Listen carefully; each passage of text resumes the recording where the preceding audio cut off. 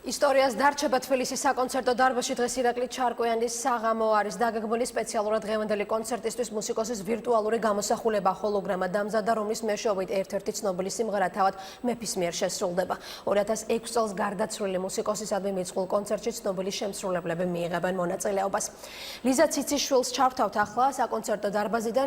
ლიზა, როგორც ცნობილია, 20 საათზე უნდა დაწყებულიყო ეს კონცერტი, თუმცა ის ამ დრომდე არ დაწყებულა. რა გახდა დაგვიანების მიზეზი?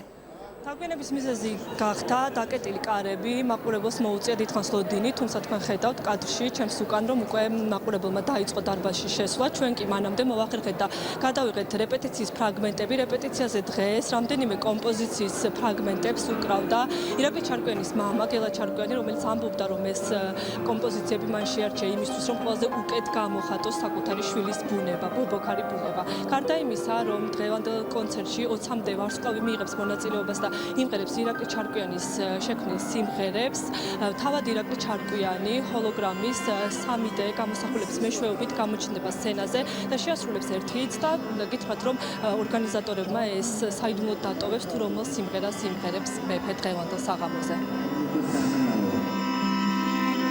უკრავ ჩემი ტრიპტიქია ესეთი ირაკლიანა ქვია, ეს არის აგებული ირაკლის 20 სიმღერაზე, მაგრამ ჩემებურად გაკეთებული ბუნებრივია.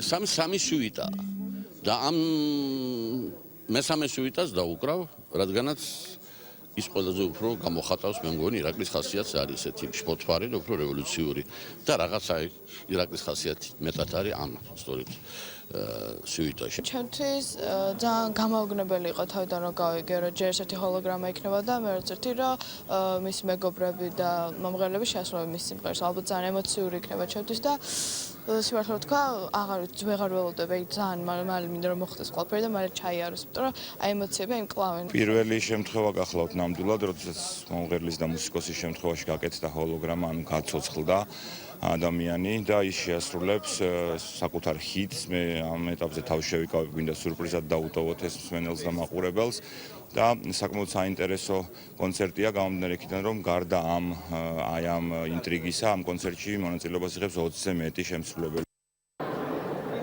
მთავარი, როგორც გითხარით, ამ კონცერტზე იქნება ჰოლოგრამა, რომლის მეშვეობითაც ირაკლი ჩარკვიანი დაბრუნდება მაყურებელთან. ნოვატორი მუსიკოსის შემოქმედებითი საღამო დღეს ამ წუთებში იწყება თბილისის საკონცერტო დარბაზში.